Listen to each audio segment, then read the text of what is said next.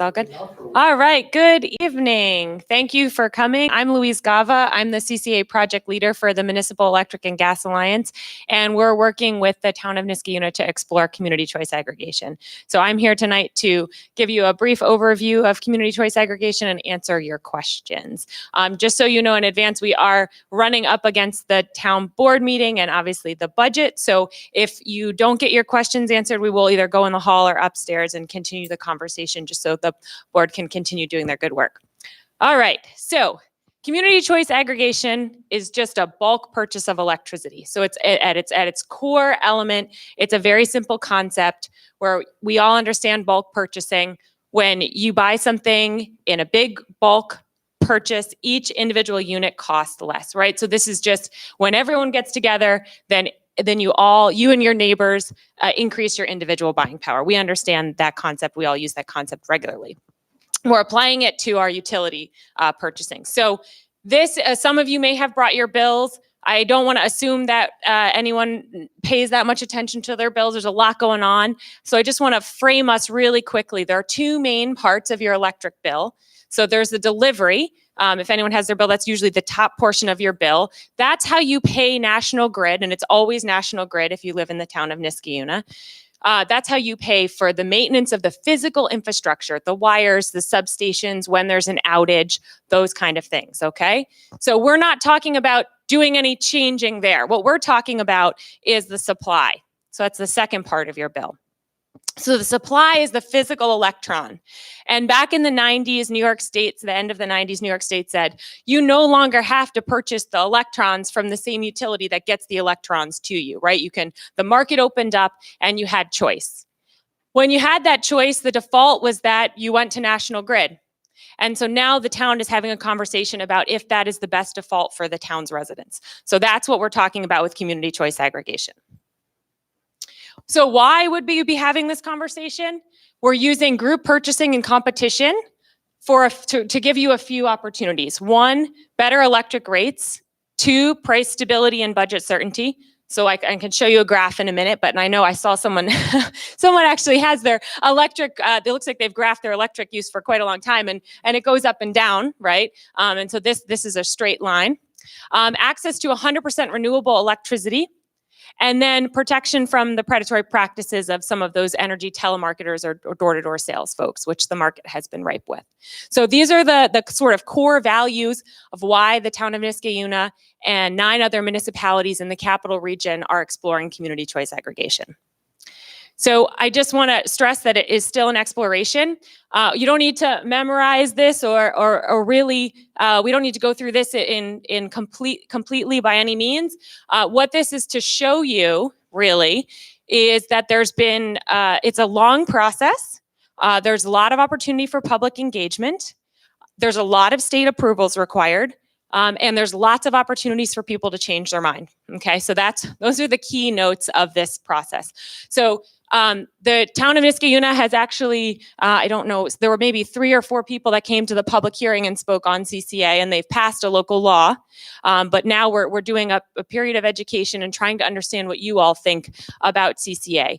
The town has not yet made their decision on if they will go forward and offer this opportunity to residents, and that's part of why we're here tonight to hear your thoughts. So one thing I want to tell you that's critical, I do want to draw your attention to step 6. So what happens is MEGA will join all 10 municipalities, around 43,000 households in the capital region together, and we will go out into the market and we will say, okay, how low can we get us our electric supply? What are the renewable options we can get, right? So we're using that power of the bulk purchase, and we're creating a competitive situation to find the best options. So we will share those options with the town and the other towns and cities and villages. And assuming they decide to go forward, we will come back to you and we will share that price and the term and the source, okay? Then what happens, and this is the most important thing from the perspective of all of you, I would imagine, which is that this program is an opt-out program. So yes, that does mean that you are automatically included unless you opt out, okay? So if you are a National Grid customer for supply, you would automatically be included in the program unless you opt out. Okay, and the reason for that is that's how we create the bulk purchase, right? So that is the most important part of this graphic. I'm going to talk a little bit more about the opt-out because it is a critical piece of this program. So the opt-out period starts when you receive a letter in the mail. This is far in the future and it's not even guaranteed, so don't panic yet. A letter goes in the mail to every eligible resident, and then that letter will explain, again, this is the rate you've been paying with National Grid, this is the supplier, this is what the source is. You will have 30 days when you get that letter to determine if you would like to participate in the program. If you do not want to participate, you opt out by sending in a little card that's prepaid, by calling on the phone, or by going online. If you don't do anything in that 30-day period, you become enrolled in the program. Again, the important thing to note is you can leave the program at any time without a penalty. CCA is about adding choice. This is choices you would not otherwise have. It's not meant to be a trick, and it's not meant to, take any choice away from you that you already have. Now, the important thing about this is that it's only the concept of eligible. You have to have National Grid for your supply. So I suspect that some of the folks in this room have already made other choices, and we honor those choices, right? So if you've already said, I already shopped around, I've left National Grid, you are not automatically included in that program because we assume that you intentionally made that choice. That said, if when we have our next meetings, we know the price and you say, oh, that's a good price, I like that price, you can always come into the program, okay? Another piece, if the town says, I want to offer 100% renewable electricity as the default, and you say, I would like to save more money, you can always opt down, right? So there are options within the program itself. That's really critical. That's the whole purpose of the program, provide additional options. So with that, I'm going to pause for a minute. I have a couple more slides to show you, get in more detail, but I want to see if there are questions about the basics first.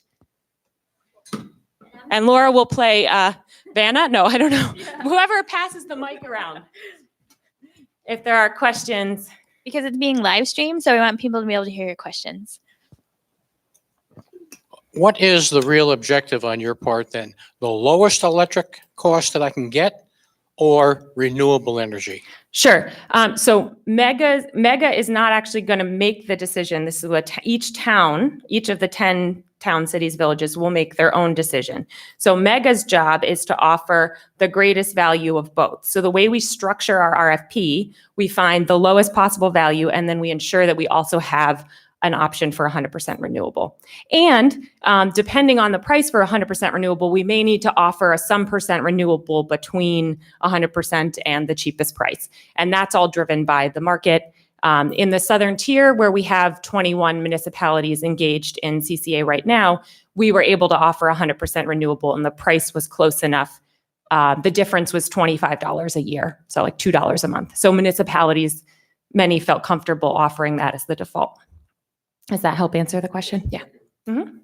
Oh, and so with that, I should say that a lot of municipal officials, and I don't want to speak for them, and I can't, but I have in other municipalities, they have said, and I suspect this would be true here too, which is that if you have a particular preference for that default, I think it's important that you as citizens voice that to your elected officials so they know what you're thinking. I think that's really critical because that's not my job. Is there a critical mass, i.e. if too many people opt out, does the program then fail and Niskayuna drops out of it? No, so that critical mass has actually already been reached. So we needed 40,000 households, eligible households, to participate in the program to start to be sort of interesting in the market. We have 43,000 now, and there are two other large municipalities, very large municipalities that are still may come into the program before we go to bid.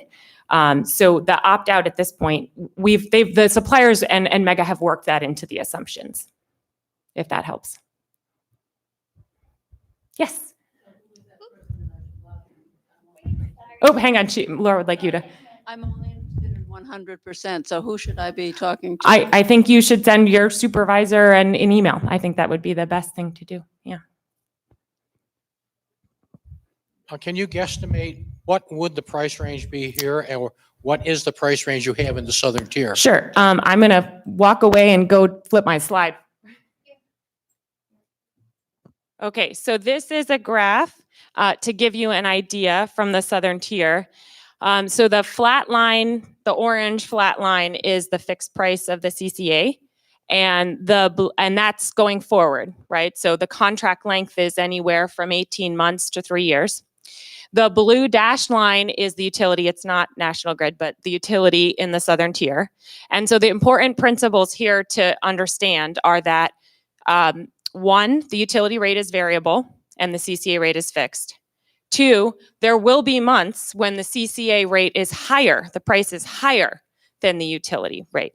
But what we're looking at here is this line to be lower than the average cost of the utility, right? The only way we're able to do that, because we don't have a crystal ball, is to look back. So when we looked in the southern tier, we were able to find the 1-year average of the utility, so the average price, we were able to beat that price, and we were also able to beat the 5-year average. So you just want to account for whatever variability in the market. So we don't know what that's going to be in this moment because we haven't gone out to bid yet, but we have a very complicated matrices that the suppliers do not really like. Oh, this is being recorded, I shouldn't say this. They don't like filling it out because we're really making them work because we want to get as much detail out of it as we can and really find the best value. So I think that kind of answers your question. What is the fixed rate? So their fixed rate is irrelevant to your fixed rate, but it was 0.05092. Yeah. 51 cents, about 5 cents per kilowatt. Yeah, just over 5 cents a kilowatt hour. And again, that's irrelevant. It's a different utility in a different part of the state. So their rates are different, look different than yours. Just like everyone always asks me about Westchester, and it's very different. Yeah. Oh, I'm the sorry, I question missed the was, question. what area of the southern tier Oh, is sure. referred to? Yeah, so it's 21 municipalities. They range from north of Ithaca down all the way to the the Pennsylvania border, and then all the way into Otsego County to where's the city of Hornell? Which county is that? Someone help me out. Steuben County? Yeah. So it's quite a range. It's quite a range. There are 21 of them. Please don't make me please don't make me recite them. I probably will forget someone. If Yes, you I'll have, make if you have solar now, Mhm. how does this work? Sure. So rooftop solar or community solar are both compatible with this program. I'm going to flip back to the bill 1 second. So the CCA is the supply, so it's actual kilowatt hours. Your solar is a credit on your bill, right? Even though it represents kilowatt hours. So that's why both programs can work together. Oh, and in case anyone's wondering, because some people I think this would be rare in this community, but some people make more solar than they use. So if you are selling into the grid, we are not, that relationship is with National Grid, and that price will be honored that you're getting now. We're not going to be changing that price. Just so you know, if people are like, oh, I'd like to get that price for the electricity I make, we're not going to be changing that, sorry.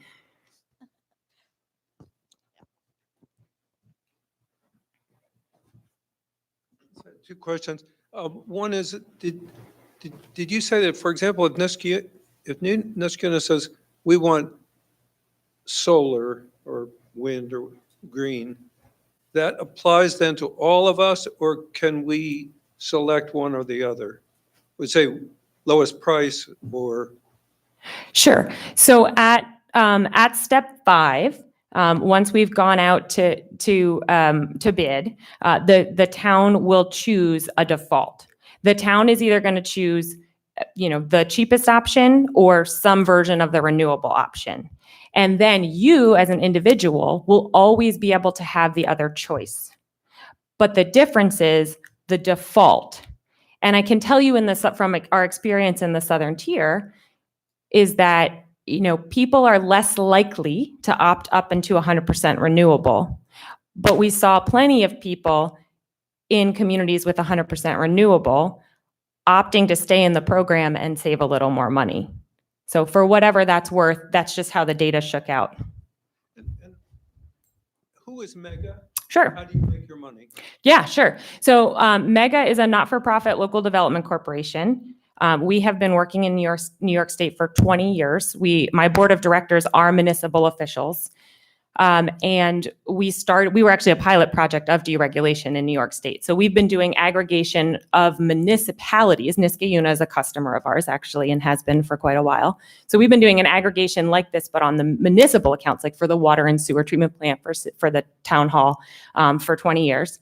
So it was a logical thing for us to get into CCA because our board said we should be offering this type of opportunity to our constituents. We make our money or recover our costs at step 7. So right now, all of the work we're doing, if a municipality decides not to go forward, which some of them may, we walk away and it's fine, and that's how it goes. Sorry, getting too excited. Anyone who comes into the program, your fee, when you see the price, when we talk about the price, that will have our fee incorporated into the price. So when we put our RFP out, it will say, suppliers, take your price and add $0.001 per kilowatt hour. So that makes sure that no supplier is saying, hey, I'll pay you a little more if you give me the deal or something like that. And it also means that that cost is incorporated. So when you get the number, it's the final number.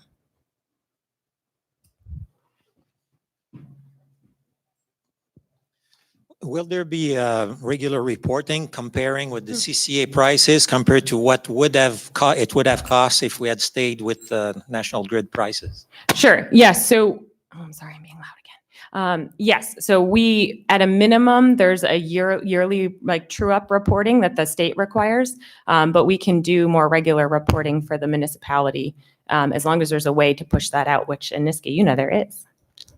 And do you find it always works in the favor of the? So there's only one CCA in New York State that is on its second contract term. So that's when you really know, right? Because it was the length of the contract. That was Sustainable Westchester, Westchester Power in Westchester, and they did come out ahead. Yes. What percentage roughly is expected? Well, with them, I do not know what the percentage was, but it's not a huge savings. I mean, to be fair, it's a few dollars a month is what we're talking about here. So most municipalities are interested in this for 2 reasons. One, the ability to provide access to renewable electricity in one fell swoop, which is pretty powerful tool, and then 2, the protection against price spikes. So these are actual data. And in January of 2014, your region had a tripling in price of your electric in 1 month.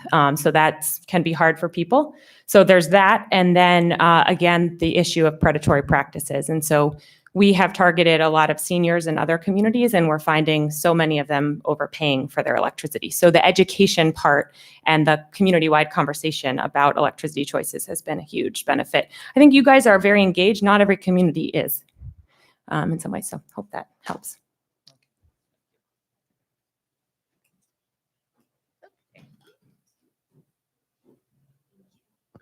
I had 2 quick questions. One, did I understand correctly that if you're someone who has already chosen a supplier, that you're considered in the opt-out already? If you already have chosen a supplier, so if National Grid is not your supplier for electricity, then you are not included in the program because the assumption is you've made a choice and we want to honor that choice. Again, this is about increasing choice, not taking away choice. Excellent. And my other question is the town of Niskayuna getting like a kickback or anything No. from this in any way? They're not getting No. a check? No, there is no, that is absolutely not legal. Actually, there's the regulatory papers, you can clearly read that that's not allowed because obviously you could imagine that some municipalities would do that. Not Niskayuna. I did not, no, that's not what I was meaning to say at all. And Laura, I don't have a watch, so will you make sure? Yeah. I know that, okay, thank you. You said something a few minutes ago, which made me wonder if there's an opt-in fee.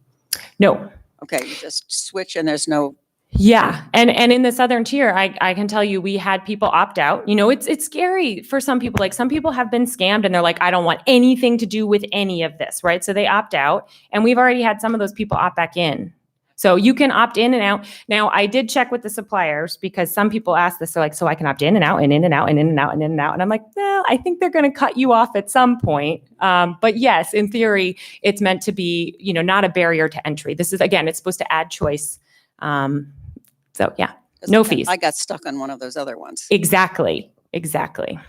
And that's one of the things, when we have this kind of power, we can negotiate, different contract terms, no termination fees, entry and exit into the program. We can negotiate all of those things because we have the clout, the power in the market, and they know we're going to read it with a magnifying glass.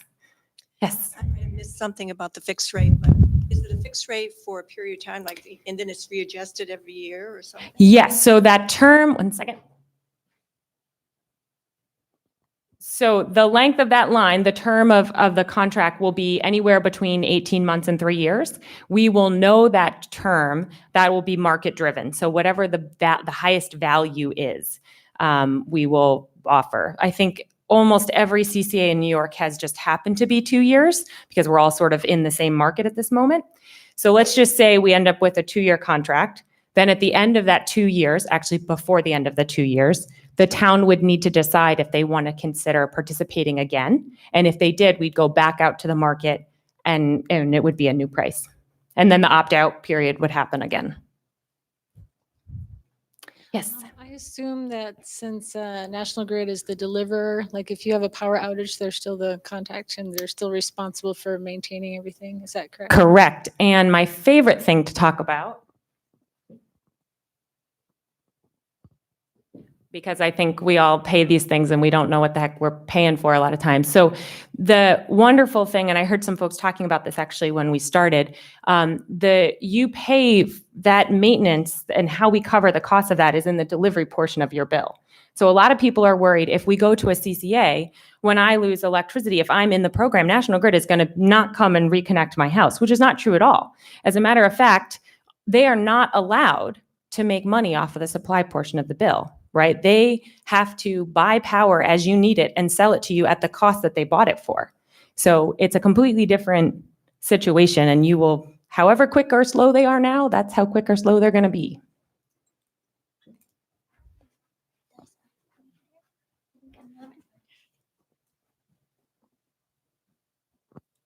One other quick question. So if it's a variable rate and basically you're taking the average over the term of the contract to say how much you saved? Because if sometimes you're not cheaper, are you guaranteeing savings? So no, there's not a guarantee.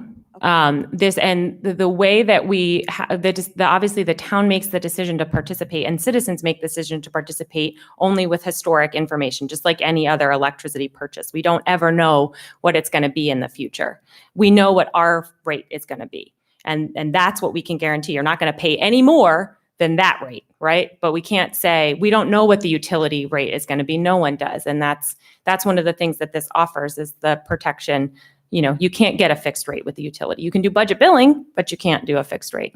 But it might not be protection if the rate ended up being cheaper. Sure. It could be more. Sure. Yeah. And the important thing, and I that's a great question. When you look at this graph, if you look at the difference between, I should have numbers on it, but it always distracts people. So when we get to the point we have price, I promise that we'll have numbers. But the really important thing is if you flip this graph on its axis, that would be impossible, because you'd be being paid to purchase electricity.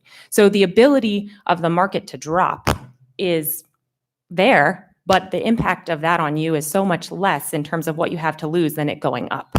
And I think that's an important thing to remember. One price spike like that makes you save money. So for sure.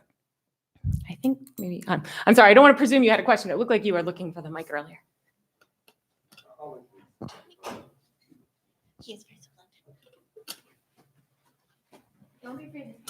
So just as a point of reference, I brought in our November or October bill. I don't know which one it is, but to put things in perspective, for delivery on my bill, I couldn't read your numbers, but on my bill, I paid 9.5 cents per kilowatt hour for delivery when I do the math. For the, what's the other one called? supply, I paid 4.5 cents per Mhm. kilowatt hour. So the only thing we're really talking about today is the 4.5 cent side of the equation. Correct. Okay. Yes. So I guess my point is, and I think you already said this, but if the 4.5 cents were to get cut in half, Mhm. which is not what you've said, No. but if it did, the savings would be Small. small. Yes. And you even made the point a while ago that we're talking about a few dollars a month. Correct. So I just want to make sure that Everyone hears that. everyone hears Thank that. you. No, it's important to set expectations. And again, I think I think I was answering your question or your question or your question, one of the three of you, I'm sorry, I don't remember whom, when I said, right, part of the purpose I think that we're seeing municipalities, and you have to ask your municipal officials, is sort of three things. I mean, the price piece is great, but it's also waving a magic wand and potentially giving access to 100% renewables to everyone. It's providing the stability and the known cost, and then it's helping protect against the predatory practices. And I don't know if Niskayuna has had that as much as some of our communities, and but it's real and alive in many communities, and I wouldn't be surprised if it is here. Yes, sir. Basically, then you're in competition with grid, going to suppliers to get electricity from the suppliers. Is that a fair statement? It is, except we don't play by the same rules. So, and that's not because I didn't make this up. This was long before I was born. I like to get that in at least once. No, I'm just kidding. So the utility, when they have to buy the electricity as you need it and sell it to you at the price they buy it for, right? When we deregulate as a state, they're no longer allowed to own generation assets, okay? The suppliers that we're going to, a couple things. One, they own generation assets, many of them. And two, they use hedges and other financial transactions to secure power in a way that the utility can't. So we are competing with National Grid, but again, not on the same level playing field, if that explains it at all. Yes. Yes. Okay. My analysis, grid over the last 3 years has had a high of 9 cents Mm-hmm. and a low of 3.37 cents. Okay. So I think that you need to really sharpen your pencil Yeah. to get ahead of the whole thing. Well, you're comparing to the Southern Tier, which isn't even National Grid. It's nice. But yes, of course, we need a sharp pencil.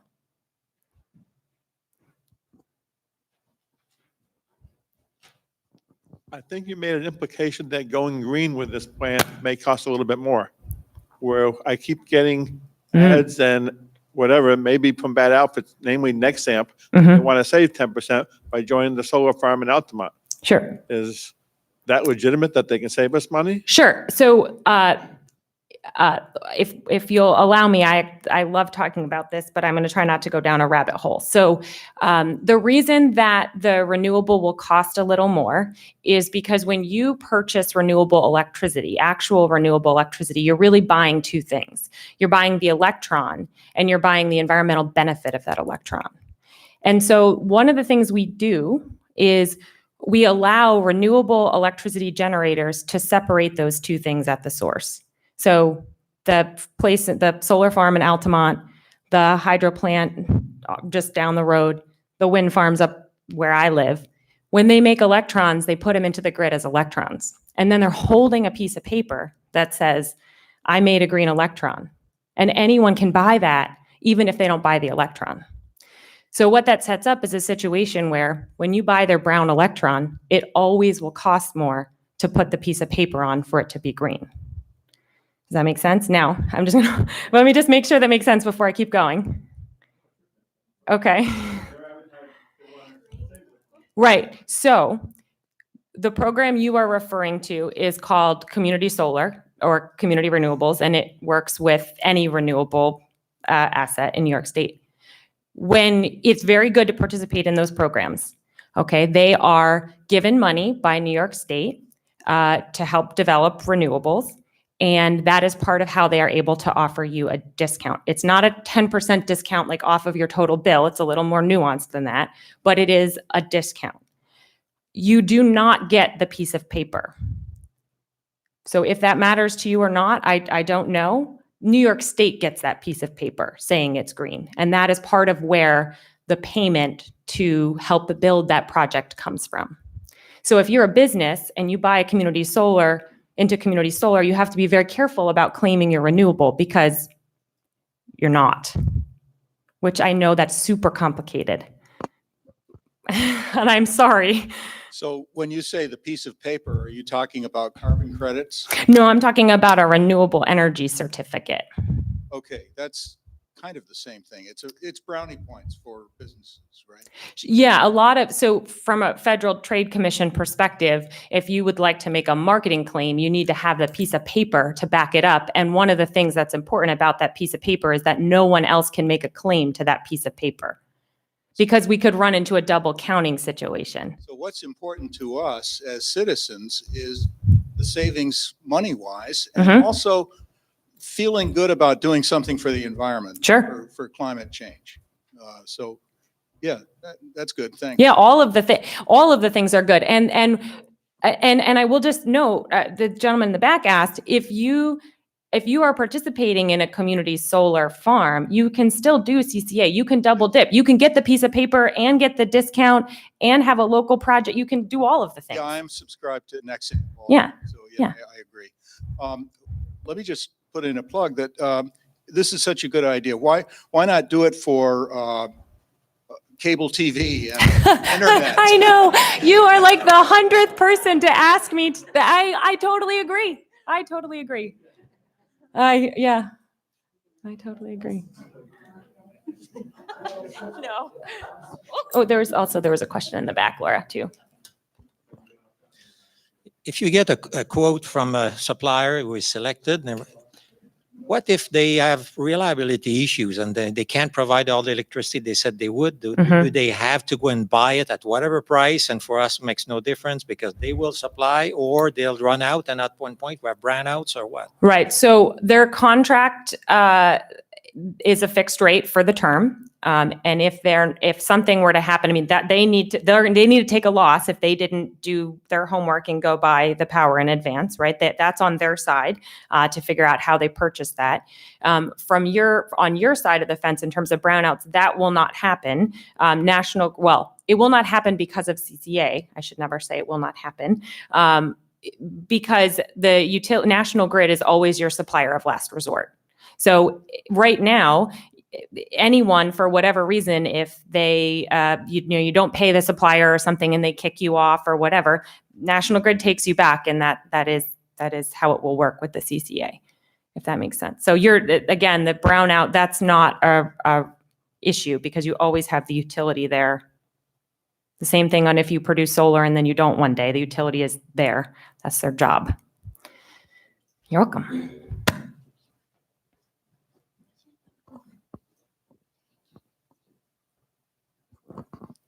If everybody opts in for 100% renewable, and they're willing to pay a little extra for that 100% renewable, then what is the incentive of those people that produce 100% renewable electricity? What is their incentive to improve that system? There is none, because people are willing to pay that price, and they will just keep their advancement in their technology where it is and just take profits. So what sets the total price is the combination of two things. So the generation of the electron is one market, and the challenge is they're competing for that electron, to sell that electron with really cheap, dirty natural gas, say. And the green piece is that piece of paper. And, that's somewhat set by what goes on in New York State. And New York State has very progressive climate legislation right now, right? And so we are setting sort of the price for those pieces of paper, sort of at a state level. So, and that is based on a similar process where there is an RFP, and those who compete and are most competitive get the money from the state to develop their project, if that makes sense. If there's no price incentive, and if government is pushing renewable, the people that generate your renewable electron They have no incentive to improve their method of delivering that electron or of creating that new electron for you. So I can imagine a scenario where they sell you electricity. You're being recorded. You have to speak into the microphone for all of the masses watching us at home and enjoying their I'm not popcorn and certain if dinner. this answers your question, but just, I can imagine a scenario where some renewable plant agrees to sell electricity for 3 cents a kilowatt hour, right? Let's say they're generating it at 2 cents a kilowatt hour and they sell it to the CCA for 3 cents. But let's say that a new technology comes online, maybe they can make it for 1.5 cents per kilowatt hour and thus increase their profit margins. Is that an example of what you were saying? There's no incentive to go to that 1.5 cents. Well, it is. There is. If they're locked into 3 cents, if they've locked into selling to us for 3 cents per kilowatt hour, then if they introduce technology that lowers their cost to make that electricity, I mean, so I mean, I'm just speculating that may be one reason. I see your point, though. You know, if they've already got a customer on the hook, what's their incentive to continue to introduce new improved technology, which is a legit question. But I think there may still be some reason to do that. Yeah. And I'm not an Yeah, expert. exactly. There's competition and New York is asking for more and more and more. And so we have to maintain what we have and continue to add. And it's a complicated math problem, actually, in multiple ways. Sorry, Laura, go ahead. Yeah, I'm not an expert, but we do have a resident in the town of Niskuna who's done presentations on CCA before, and his name's Jeff Corbin. And he said that there is potentially more renewable demand than the grid actually has. So if you say we want 100% renewable, another benefit of this CCA is that you're building green jobs and green markets in New York. So, you know, we're saying we want 100%, but maybe the grid can only take us to 80%. It's actually encouraging more renewable things to come online and continue to be able to supply, because you're saying, coal, we don't want you. Right. We were going here. And then I do think that does cause things to innovate and become more attractive to people who are looking for that, because it's a clear choice. Like, we're the market, it's customer driven, and we're saying this is what we want, which always causes innovation. That's right. Yeah. And as a matter of fact, even if you don't participate in the CCA program, National Grid is required to purchase a certain percent, and it increases every year of the supply renewable. Okay. You're already subsidizing this in New York, but it's very low.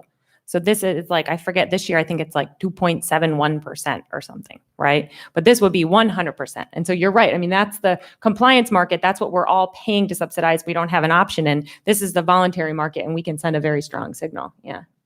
That's what Jeff says. Yeah. No, he's not wrong. One thing I was confused about, so this gentleman brought up the solar farm option and how you can save with the solar farm and you know, it's 100% green.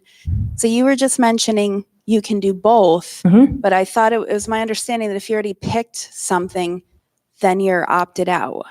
So only if you've picked a supplier. So the community solar and rooftop solar are not supply. Okay. They hit your bill as a credit. So only if you have your supply already chosen. Okay. If that makes sense. I know there's a lot. We should make like one of those diagrams. If this, then this. If this, then that. I use my bill. Like, I chose Green Mountain Energy from Vermont. They're the guys that are like in Best Buy, and they're like, oh, you want green energy? Here, come buy. I actually don't even know if it's a good deal, but it said it was renewable. So, take a look. Yeah, but that would be a supplier. If you were buying a community solar, that's a solar panel. Green Mountain Energy is a supplier. Yeah, and I think I forgot what I was going to say. Okay. I mean, there are other ones, but I feel like no Green Mountain. I don't like to stand up here and say their names, because then it looks like I'm advertising for them. So I try not to do that. Yeah, actually, I'm an example of somebody who has already picked a supplier, a low-cost producer in Texas, of all places.